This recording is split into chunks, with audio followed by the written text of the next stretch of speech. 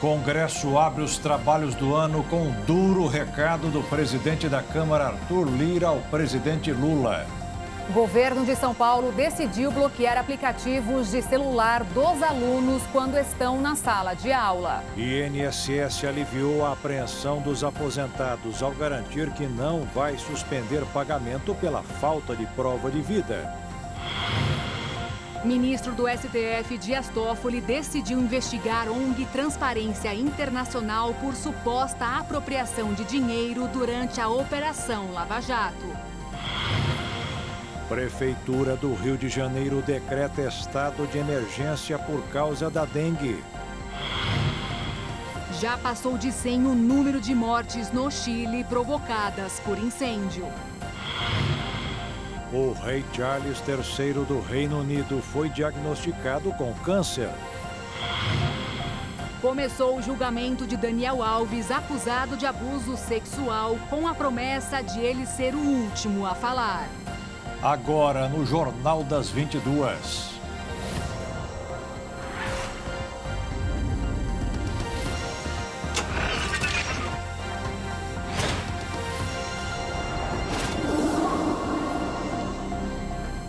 Olá, boa noite. Boa noite. O Congresso Nacional abriu os trabalhos deste ano com um duro recado do presidente da Câmara, Arthur Lira, ao presidente Lula. Disse que não se deve voltar atrás em palavra empenhada. Ele estava se referindo a temas que o Legislativo não deverá voltar atrás. Como de praxe, a abertura do ano legislativo foi realizada com uma cerimônia solene, com segurança reforçada e tapete vermelho. Rodrigo Pacheco e Arthur Lira subiram a rampa do Congresso e foram recebidos no Salão Negro pelo ministro da Casa Civil, Rui Costa, além de outras autoridades. No plenário da Câmara, o presidente da Casa, Arthur Lira, afirmou que os deputados se debruçaram ao longo do ano passado sobre todas as pautas de Estado que mereciam atenção. Tentou afastar possíveis intrigas entre Legislativo e Executivo, mas foi enfático ao cobrar o cumprimento de acordos, especialmente sobre assuntos que já passaram pela Câmara, como a desoneração e o orçamento. Não subestimem esta mesa diretora. Não subestimem os membros do Parlamento e dessa legislatura. O que queremos para 24 é mais avanço e mais aprimoramento legislativo pelo bem do Brasil.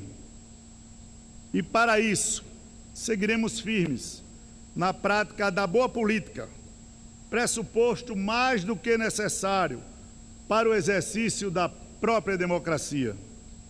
E a boa política, como sabemos, apoia-se num pilar essencial: o respeito aos acordos firmados e o compromisso à palavra empenhada. Conquistas como a desoneração e o PES, essencial para milhões de empregos de um setor devastado pela pandemia, se sustentam, não podem retroceder sem uma ampla discussão com este Parlamento.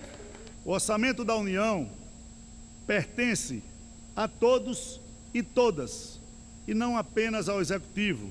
O Legislativo deverá priorizar a votação do veto presidencial que bloqueou 5,5 bilhões de reais de emendas parlamentares do orçamento deste ano. Além disso, há 20 medidas provisórias que estão na pauta para serem discutidas nos primeiros meses, mas muitas delas ainda demandam instalação das comissões mistas e indicação dos membros.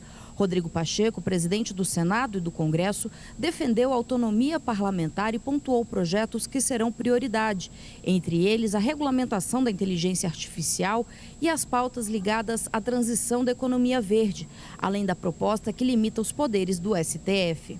Diante desses desafios históricos e contemporâneos, mais do que nunca se faz necessário o fortalecimento da autonomia parlamentar. Proteger os mandatos parlamentares é proteger as liberdades. Liberdade de consciência, liberdade religiosa, liberdade de imprensa. Proteger a tão necessária liberdade de expressão, que não se confunde com liberdade de agressão. Este ano legislativo será encurtado em função das eleições municipais que serão realizadas em outubro. É comum que os parlamentares voltem para a base mais vezes em ano eleitoral. Ainda assim, deputados e senadores terão uma série de pautas econômicas relevantes para discutir e aprovar ao longo do ano. Entre elas estão a regulamentação da reforma tributária, as mudanças no imposto de renda e a reoneração da folha de pagamento. A mensagem presidencial que lista as pautas mais importantes para o Executivo ao longo do ano, foi entregue ao Legislativo pelo ministro da Casa Civil, Rui Costa, e lida no plenário da Câmara pelo primeiro secretário do Congresso Nacional, deputado Luciano Bivar. No texto, o presidente Lula destacou as vitórias conjuntas entre o Legislativo e o Judiciário e mencionou a aprovação da reforma tributária, do marco fiscal e a manutenção da democracia.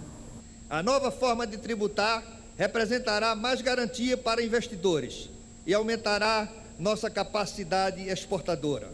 Sobretudo, corrigirá uma injustiça histórica, pois o povo pobre, pela primeira vez, pagará proporcionalmente pelos impostos que os detentores das grandes fortunas.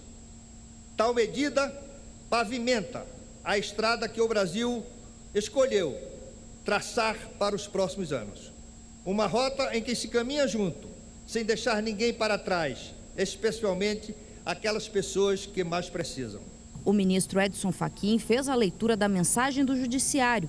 Em um momento delicado na relação entre parlamentares e Supremo, o ministro ressaltou o limite entre os poderes e as negociações republicanas. São mesmo fundamentais a independência e a harmonia. Negociações republicanas, compromissos de interesse público, defesas de bandeiras e adesões a programas são as características inerentes ao domínio político e são vitais para a coesão social em qualquer sociedade. E o presidente Lula levou um susto quando tentava sair de São Paulo de volta a Brasília nesta segunda-feira. O avião presidencial da Força Aérea Brasileira precisou abortar a decolagem no aeroporto de Congonhas, na zona sul da capital paulista. A aeronave saía para a decolagem por volta das 4h30 da tarde de ontem, mas um problema, logo após o início da corrida, fez o voo ser interrompido. O avião foi até o final da pista, deu meia volta e retornou ao pátio militar. Isso fez com que o presidente Lula tivesse que esperar mais tempo para decolar. Somente 20 minutos depois, a aeronave teve a permissão para alçar voo mais uma vez, agora com sucesso e sem qualquer tipo de dificuldade. O avião que estava envolvido é utilizado como principal transporte presidencial.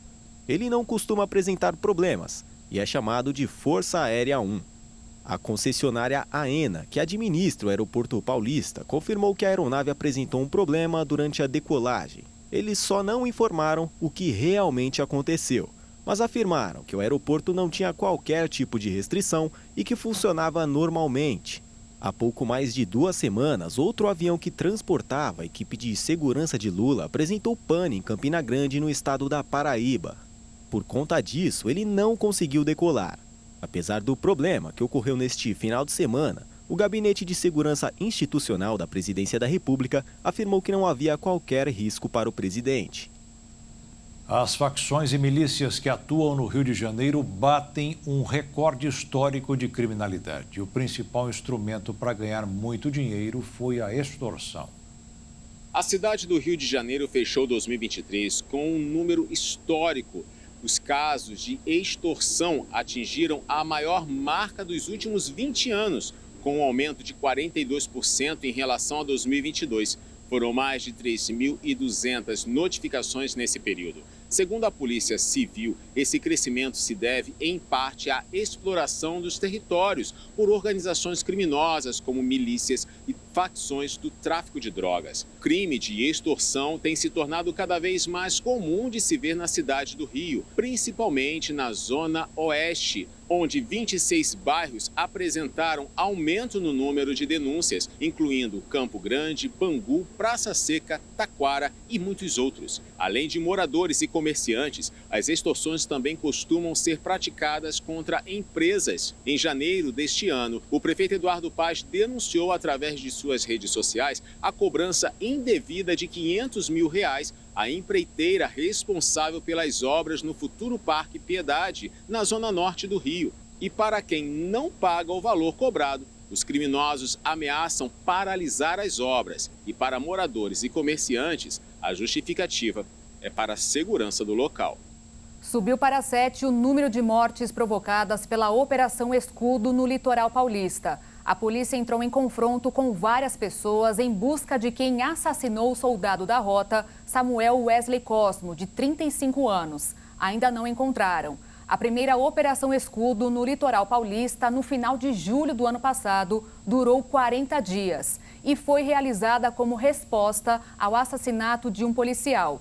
Antes de encontrar o criminoso, a rota matou 28 suspeitos. O governo de São Paulo bloqueou o acesso a diversos aplicativos e serviços de streaming dentro das escolas estaduais. O objetivo é melhorar a relação dos alunos com a tecnologia para que os estudantes tenham um desenvolvimento pedagógico ainda melhor. O uso de celulares em escolas é debatido com frequência por especialistas da educação ao redor do mundo. Muitos professores afirmam que os aparelhos são importantes para a divulgação de informações, além de que, se forem usados corretamente e com moderação, poderão ser ferramentas essenciais no aprendizado. Mas dentro do ambiente da educação também existe muita preocupação. O uso dos celulares pode ultrapassar o limite e atrapalhar na socialização dos estudantes, além de comprometer a atenção que deveria ser dada aos professores que ensinam em sala de aula.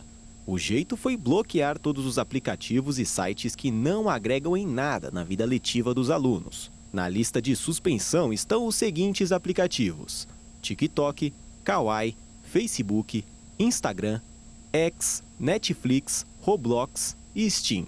A suspensão acontece na rede Wi-Fi cabeada da escola.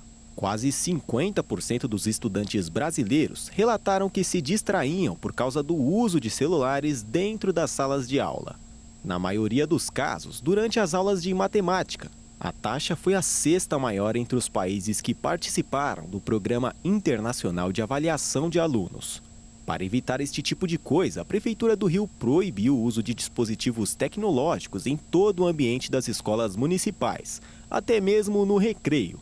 A medida garante que os equipamentos sejam guardados dentro da mochila do estudante, além de serem desligados ou deixados no modo silencioso. Se o aluno não cumprir, o professor poderá advertir o aluno, além de confiscar o aparelho. E a seguir, INSS aliviou a apreensão dos aposentados ao garantir que não vai suspender pagamento pela falta de prova de vida. E ainda, ministro do STF decidiu investigar ONG Transparência Internacional por suposta apropriação de dinheiro durante a Operação Lava Jato.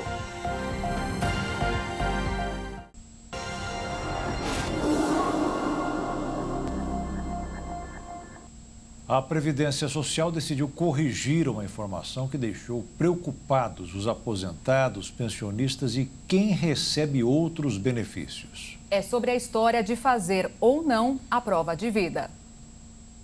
Olha só, depois que quase 3 milhões de segurados nascidos entre janeiro e fevereiro receberam um comunicado que dizia que eles não tiveram seus dados validados durante o cruzamento de informações do Instituto Nacional do Seguro Social, o órgão informou que não vai suspender o benefício de aposentados, pensionistas, nem de beneficiários de auxílios de longa duração por falta de prova de vida presencial. Até porque hoje cabe ao próprio INSS comprovar que o cidadão está vivo. Por meio de nota, o Instituto informou que esse comunicado estava previsto na rotina para dar conhecimento ao aposentado e pensionista que ainda não foi encontrado em base de dados e, por isso, a comprovação de vida não foi confirmada. Mas isso não quer dizer que os aposentados e pensionistas precisam se deslocar ao banco onde recebem o pagamento ou uma agência da Previdência Social. Essa busca ativa é feita pelo próprio INSS e, para isso, é importante que o segurado mantenha os dados atualizados. O Instituto realiza o cruzamento de dados do beneficiário com informações da base do governo e, de acordo com a nota emitida pelo órgão, para não suspender benefícios aleatoriamente, como foi feito no passado, o INSS está em busca de mais bases de dados com diversos órgãos para ampliar o cruzamento de informações. Segundo o INSS, hoje são pouco mais de 4.350.000 pessoas com datas de aniversário de janeiro a março que ainda não tiveram a prova de vida confirmada. 1.700.000 famílias formadas por apenas uma pessoa não estão recebendo mais o Bolsa Família. Todas estavam recebendo o benefício de maneira irregular ou integravam uma família maior e, quando preencheram o cadastro do programa, escolheram a opção indevida. Mas a estratégia para ganhar o benefício foi descoberta e corrigida. Neste processo, foram detectados mais de 17 milhões de cadastros desatualizados ou inconsistentes. No mercado financeiro, os investidores repercutiram as falas do presidente do Banco Central americano, Jerome Powell, sobre a espera de sinais mais fortes de que a inflação está controlada nos Estados Unidos para iniciar um ciclo de cortes nas taxas de juros do país. No Brasil, o foco ficou na agenda do Congresso ao longo dos próximos dias, com a volta das atividades dos parlamentares. Com isso, o dólar fechou em alta de 0,27%, cotado em R$ 4,98 na venda. E a Bolsa de Valores fechou em alta de 0,32%, aos 127.594 pontos. Os gastos dos turistas no Brasil em 2023, de 6 bilhões e 900 milhões de dólares, foram os mais altos dos últimos 28 anos. O mais próximo deste valor aconteceu em 2014, quando pela segunda vez o país sediou a Copa do Mundo de Futebol da FIFA, conquistada pela Alemanha. O ministro da Fazenda, Fernando Haddad, afirmou hoje que um eventual fundo para ajudar a financiar empresas aéreas em dificuldades não contará com dinheiro do Tesouro Nacional. A declaração foi dada após encontro com economistas na sede do Instituto Brasileiro de Economia da Fundação Getúlio Vargas, no Rio de Janeiro. De acordo com Haddad, até o final de fevereiro haverá um diagnóstico e uma proposta. O ministro da Fazenda enfatizou que o custo do querosene de aviação não pode ser utilizado como justificativa para o aumento no preço dos bilhetes. No dia 25 de janeiro, a companhia aérea Gol, uma das 3 principais do país, entrou com um pedido de recuperação judicial nos Estados Unidos. De acordo com um comunicado, a empresa fechou 2023 com dívida de mais de 20 bilhões de reais. A Associação Brasileira das Empresas Aéreas tem tido discussões com o governo em que pede medidas para fortalecimento do setor e políticas que visem a redução do preço do querosene de aviação. Primeiro, vamos esclarecer aqui que o preço do querosene caiu durante o nosso governo. Quer dizer, o preço de querosene não pode ser justificativa para aumento de custo de passagem aérea. Ele caiu durante todo o período do governo do presidente Lula, durante esse ano. E nós vamos entender melhor o que está acontecendo, né? E não existe socorro com dinheiro do Tesouro. Isso não está nos nossos planos. O que está eventualmente na mesa é viabilizar uma reestruturação, né, do setor, mas que não envolva despesa primária. O tema segue em debate com o Ministério da Fazenda em meio à alta no preço das passagens. De acordo com o ministro dos Portos e Aeroportos, Silvio Costa Filho, O pacote de crédito para socorrer as companhias do setor deve ser financiado em maior parte pelo Banco Nacional de Desenvolvimento Econômico e Social. O presidente do BNDES, Aloísio Mercadante, afirmou por sua vez que o banco não abre mão de garantias. O Banco de Fomento estuda há meses a oferta de uma linha de capital de giro para as empresas aéreas, mas esbarra no problema das garantias. As companhias chegaram a mencionar slots, espaços em aeroportos e aeronaves, em lince, como opções, mas essa oferta não prosperou. O ministro dos Portos e Aeroportos espera que o impasse com as aéreas tenha uma solução no curto prazo, uma vez que ele planeja lançar o programa Voa Brasil, com passagens a R$ 200 para aposentados e pensionistas, ainda em fevereiro. Para o projeto deslanchar, as empresas têm de aderir ao programa. Nesta primeira fase, o Voa Brasil vai contemplar aposentados federais que não tenham viajado nos últimos 12 meses e recebam até 2 salários mínimos, mais os alunos do programa Universidade para Todos, o ProUni. A expectativa do Ministério de Portos e Aeroportos é que cerca de 5 milhões de CPFs que não viajam passam a voar a partir dos descontos oferecidos pela iniciativa. A ideia do programa é tornar as viagens de avião acessíveis a mais brasileiros e impulsionar o deslocamento dentro do país, principalmente para localidades menos atendidas por esse tipo de transporte. O governo espera que sejam comercializados 6 milhões de bilhetes em 2024. O programa tem como objetivo incentivar o turismo nacional e o desenvolvimento regional, promovendo inclusão social. O ministro Dias Toffoli do Supremo Tribunal Federal determinou hoje a investigação da ONG Transparência Internacional no âmbito da Operação Lava Jato, em que a organização iria gerir recursos provenientes do acordo de leniência firmado pelo grupo JF.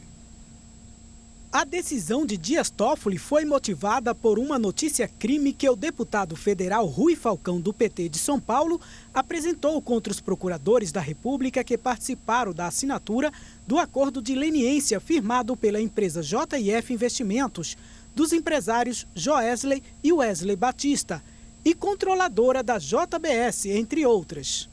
Em sua petição, o parlamentar sustenta que desde ao menos 2014 o Ministério Público Federal atuou em parceria com a Transparência Internacional Brasil, desenvolvendo ações genericamente apontadas como de combate à corrupção.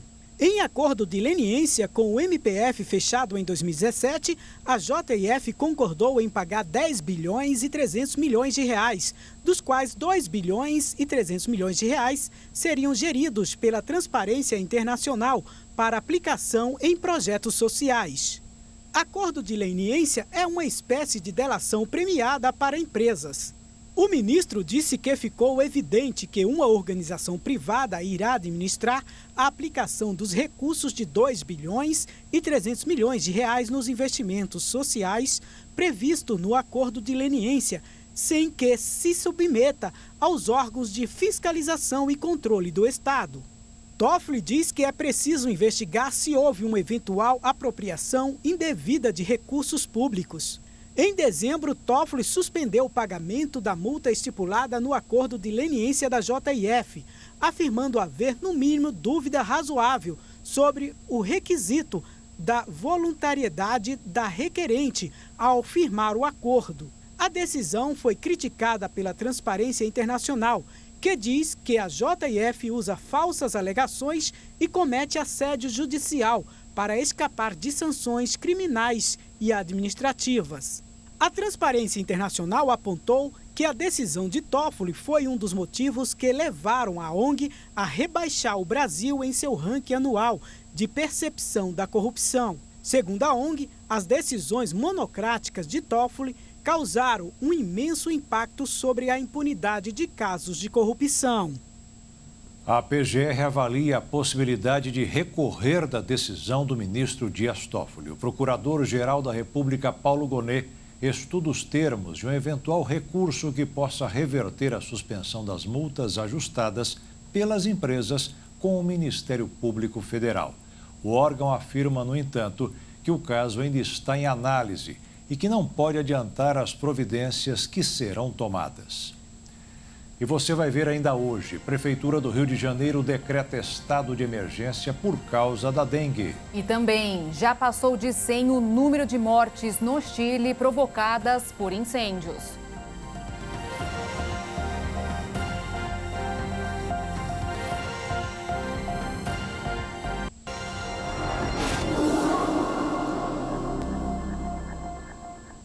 A Prefeitura do Rio de Janeiro decretou hoje estado de emergência por causa dos mais de 11 mil casos de dengue na cidade apenas este ano. Um problema nacional que pode ser combatido com a Aedes aegypti do bem, que acabou de ganhar uma versão domiciliar.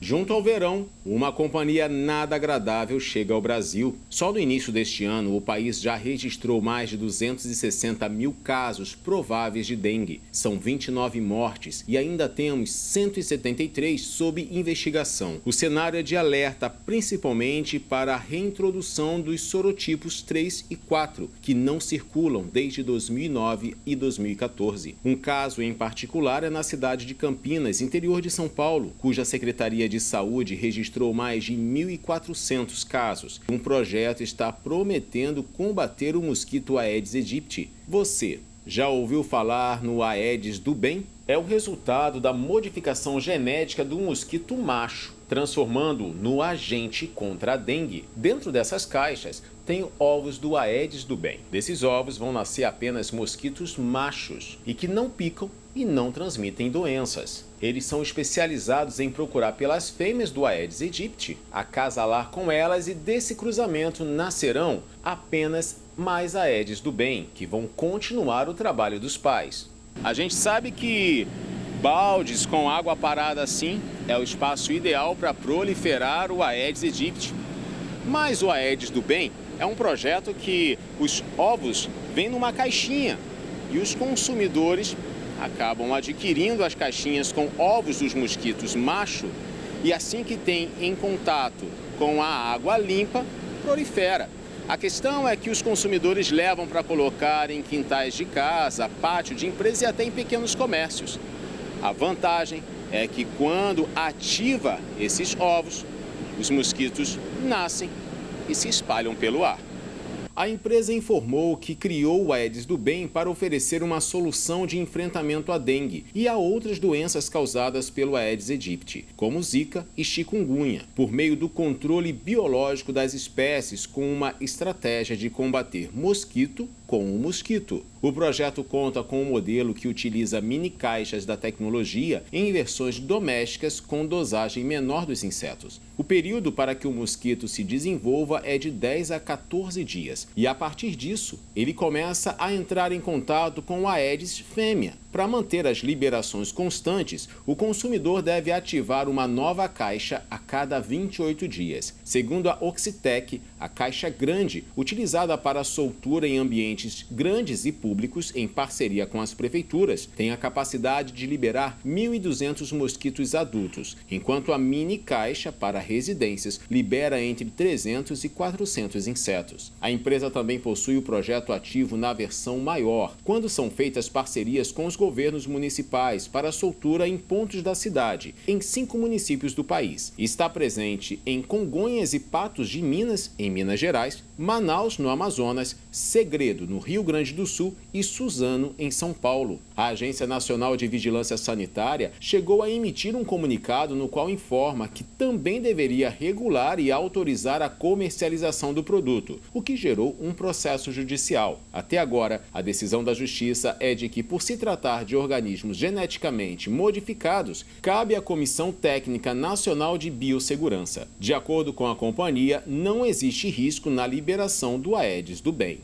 E ainda neste assunto de dengue, hoje em Brasília foi inaugurado um hospital de campanha para atender pacientes com a doença. O objetivo é desafogar o sistema público de saúde que está sobrecarregado pela alta incidência da doença.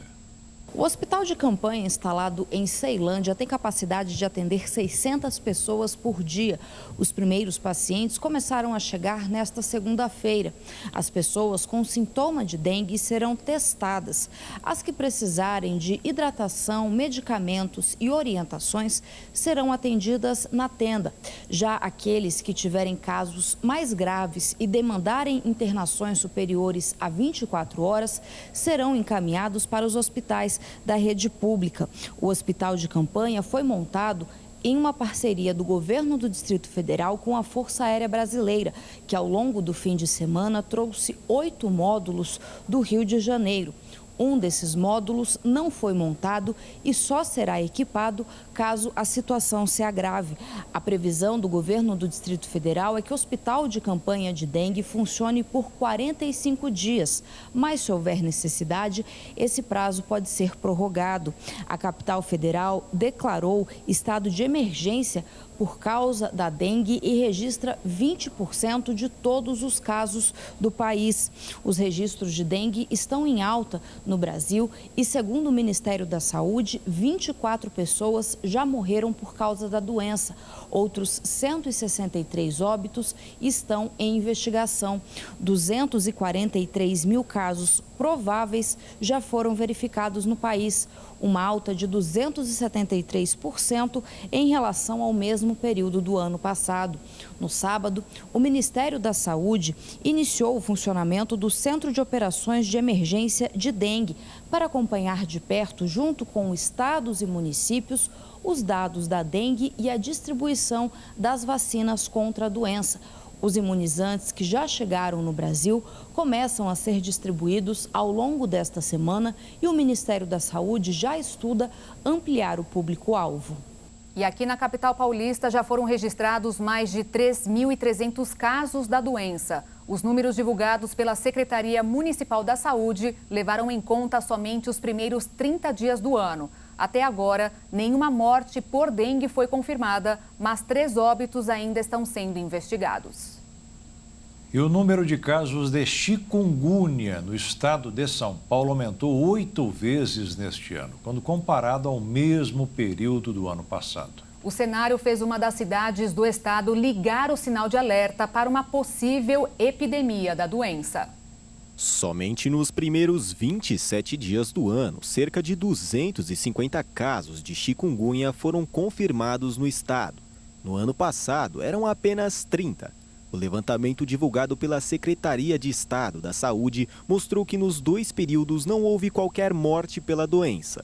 A diferença é que, neste ano, ainda existem 2 possíveis óbitos em investigação. A chikungunya é uma doença febril, transmitida pelo Aedes aegypti, um mosquito que também transmite outras doenças como dengue, zika e febre amarela. Em São Paulo é quase impossível escapar de sua picada, até porque ele está presente em todos os municípios do estado. Os sintomas costumam aparecer no período de 2 a 10 dias, e são vários: febre, mal-estar, dor de cabeça, dores no corpo e nas articulações. Na cidade de São José do Rio Preto, no interior paulista, foram registrados 115 casos neste ano.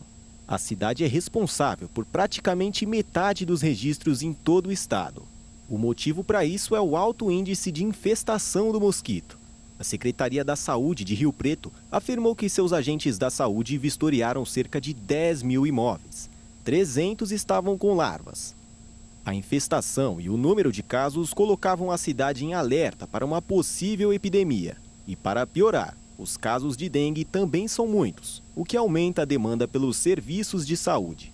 A pasta afirmou também que as medidas de combate ao mosquito foram intensificadas e que ações de retirada de criadouros estão sendo feitas com frequência. Pelo menos 112 pessoas morreram vítimas dos incêndios florestais no Chile, que destruíram centenas de casas. Nesta segunda-feira, equipes militares continuaram trabalhando para combater o fogo.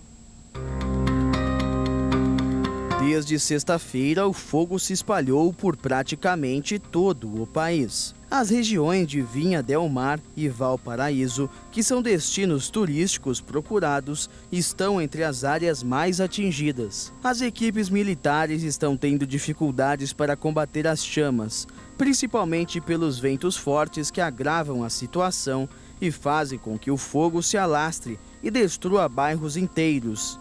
De acordo com o Ministério do Interior, cerca de 14 mil casas foram danificadas pelos incêndios somente nas áreas de Vinha del Mar e Quilpué. Diante da situação de emergência, o governo resolveu implementar um toque de recolher a partir das 9 horas da noite no horário local nas regiões mais atingidas. Além disso, mais militares foram convocados para ajudar os bombeiros no combate às chamas. O presidente Gabriel Boric declarou estado de emergência e disse que o número de mortos deverá ser ainda maior, pois mais de 370 pessoas ainda estão desaparecidas. Boric também afirmou que o país enfrenta uma tragédia de grande magnitude e que este é o pior desastre natural do Chile desde 2010, quando um terremoto deixou cerca de 500 mortos.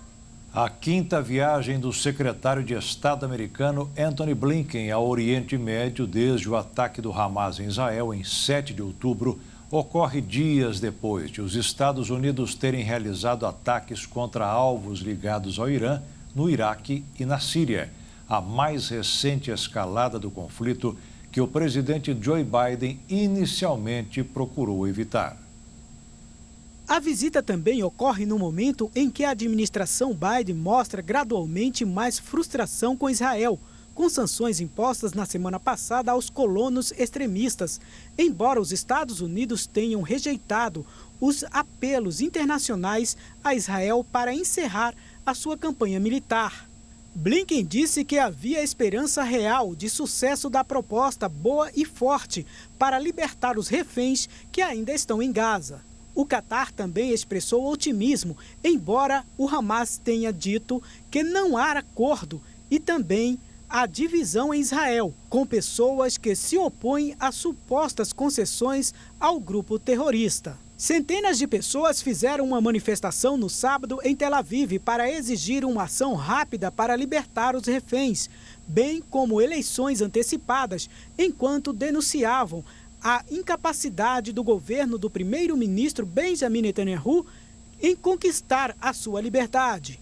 Jake Sullivan, conselheiro de Segurança Nacional de Biden, reconheceu neste domingo o debate dentro de Israel, mas disse, em referência ao acordo, que a bola está no lado do Hamas neste momento.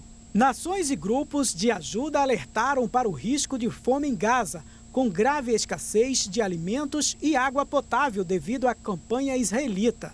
É esperado que Blinken comece a sua viagem na Arábia Saudita, que antes do ataque de 7 de outubro estava ponderando medidas para estabelecer relações com Israel, um passo potencialmente histórico para o país.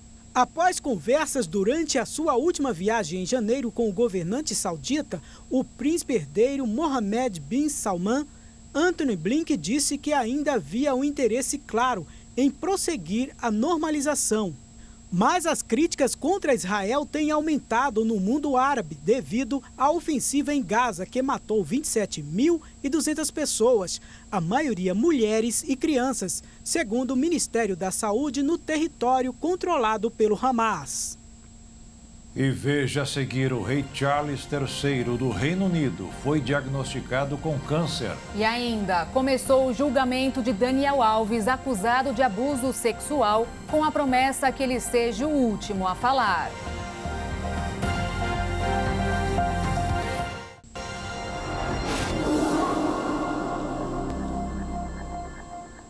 Começou nesta segunda-feira o julgamento do ex-jogador de futebol Daniel Alves, acusado de abuso sexual contra uma mulher em uma boate em Barcelona, na Espanha, em dezembro de 2022.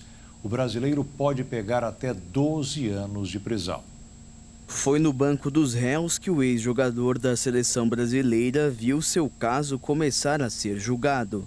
No início da sessão, ele conseguiu a condição de depor por último perante a justiça espanhola.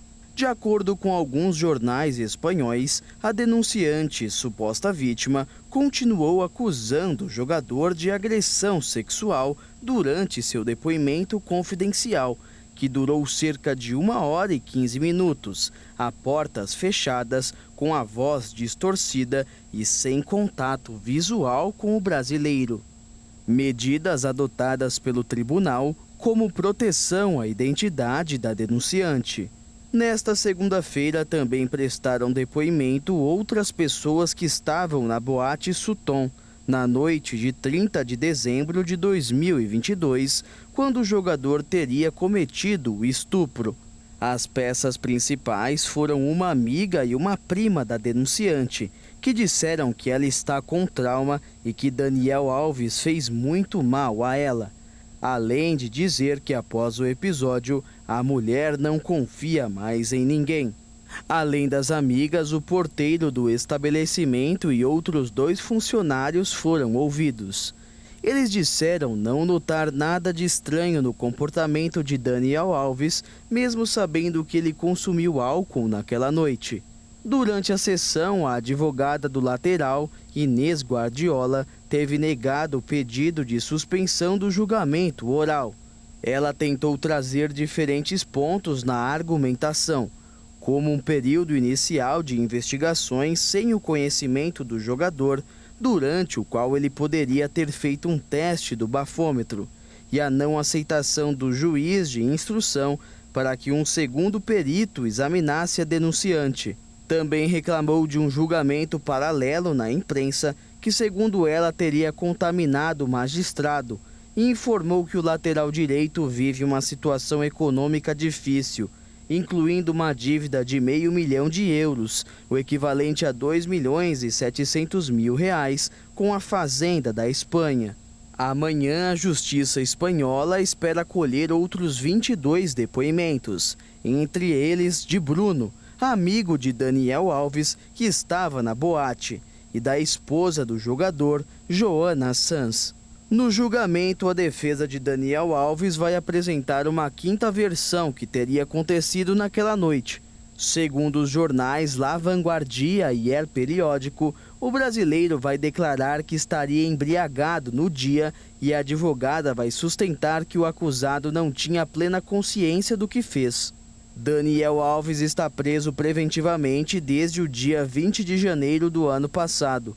Durante esse período, ele teve 4 pedidos de liberdade provisória negados pela Justiça da Espanha, que usou como argumento o risco de fuga para o Brasil. O Ministério Público pede 9 anos de prisão para o brasileiro. Já os advogados da denunciante pedem 12 anos, pena máxima para esse tipo de crime no país. Caso seja condenado, Daniel Alves terá que pagar à Justiça uma multa de €150 mil, o equivalente a R$783 mil por danos morais e psicológicos. Por enquanto, o brasileiro continua em prisão preventiva no Centro Penitenciário Brians II, nos arredores de Barcelona, e não há prazo definido para a apresentação da sentença final. O Palácio de Buckingham anunciou nesta segunda-feira que o rei Charles III foi diagnosticado com câncer descoberto durante uma cirurgia na próstata.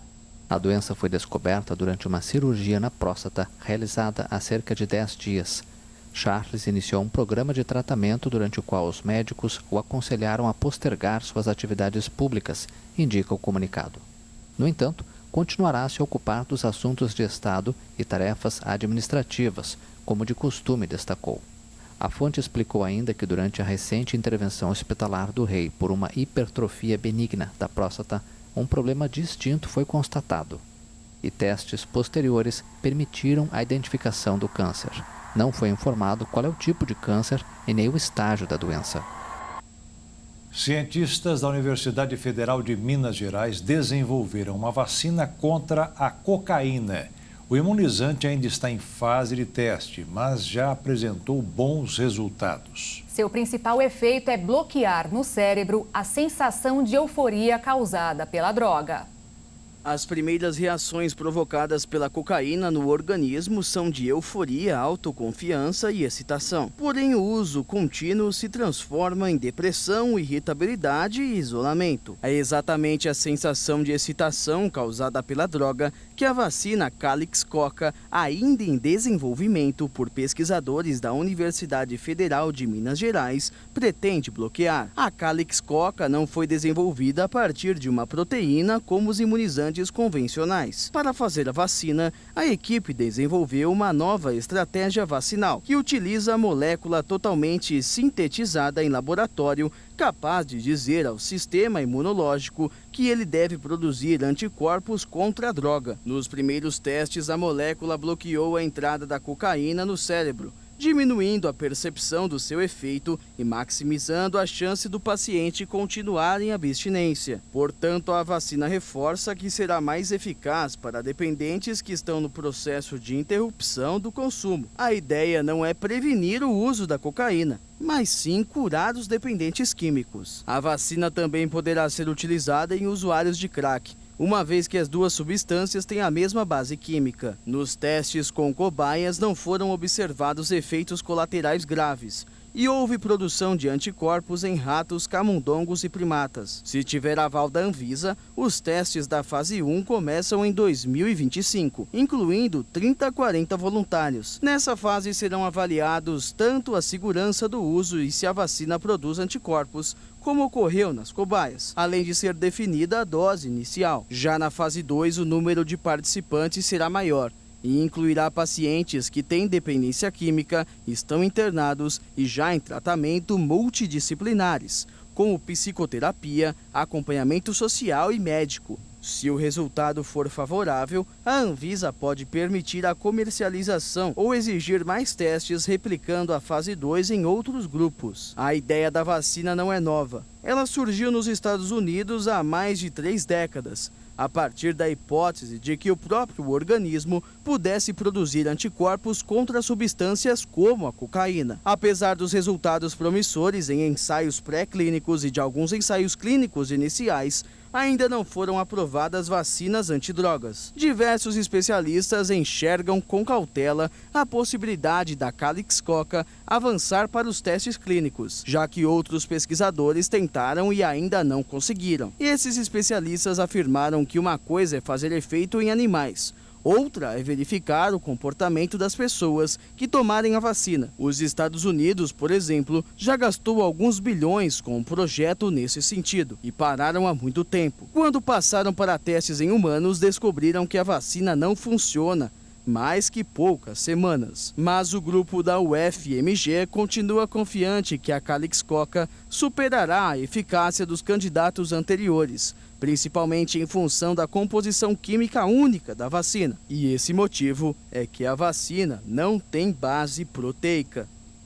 Um medicamento usado para o tratamento de obesidade chamado semaglutida virou febre no Brasil. Só que não para tratar a doença, e sim para fins estéticos. Mas especialistas alertam para os efeitos colaterais se o uso for inadequado. Pois é, a revista Science, uma das mais respeitadas do mundo, considerou o medicamento semaglutida, usado para tratar a obesidade e diabetes tipo 2, como uma das grandes inovações recentes da ciência no ano passado. O remédio, que tem como formato de uma caneta e é aplicado na barriga, também passou a ser usado por pessoas que querem perder peso. E no Brasil, tornou-se o medicamento que mais movimentou dinheiro nas farmácias. A Novo Nordisk, a farmacêutica que inventou o medicamento, hoje é a empresa mais valiosa da Europa. De acordo com o presidente da Associação Brasileira para o Estudo da Obesidade, esse medicamento novo consegue, pela primeira vez, perder médias de peso acima de 15%, enquanto os mais antigos chegavam a 10%. Segundo a Associação de Indústria Farmacêutica de Pesquisa, no Brasil, em 2021, esse remédio foi o mais vendido. No entanto, a acessibilidade a essa descoberta da ciência é limitada para algumas pessoas devido ao custo elevado. Uma caneta vendida facilmente sem receita nas farmácias custa, em média, R$1.000. Um estudo de uma empresa global de serviço financeiro estimou que até 2035 5, 7% da população americana, que está entre as mais obesas do mundo, estarão usando a canetinha. E isso vai mudar significativamente o consumo. Diante disso, o remédio é considerado seguro, mas não há estudo apontando o risco que pessoas que querem perder pouco peso. Bom, a perda de peso é um desejo de muitas pessoas. Medicamentos que prometem, né, essas mudanças, essas perdas de peso, eles até dão alguns resultados, mas o ideal é procurar um nutricionista ou endocrinologista e também a prática de atividades físicas. É bom tomar muito cuidado com o rebote, né, que é quando depois que acaba de tomar o remédio, parece que aqueles quilinhos perdidos voltam e voltam com tudo. Bom, vamos voltar agora para São Paulo? Obrigado, Anderson. E falando em remédio, um estudo revelou o risco do uso indiscriminado para tratamento de TDAH por pessoas sem diagnóstico do transtorno. A pesquisa mostra que as pessoas que não são diagnosticadas com transtorno de déficit de atenção e hiperatividade podem ter o efeito reverso desses remédios. Segundo o estudo publicado pela revista inglesa Advanced Science, os participantes que utilizaram os medicamentos sem prescrição apresentaram queda na cognição e também na produtividade, já que tiveram aumento de tempo e esforço para a realização das atividades propostas na pesquisa, na comparação com os resultados alcançados quando não estavam sob o efeito dos remédios. Os pesquisadores da Universidade de Cambridge, no Reino Unido, e Melbourne, na Austrália, fizeram 4 ensaios. Os ativos avaliados foram o metilfenidato, que é o princípio ativo da chamada Ritalina, o modafinil, que é o fármaco do Stavigile, e a dextroanfetamina.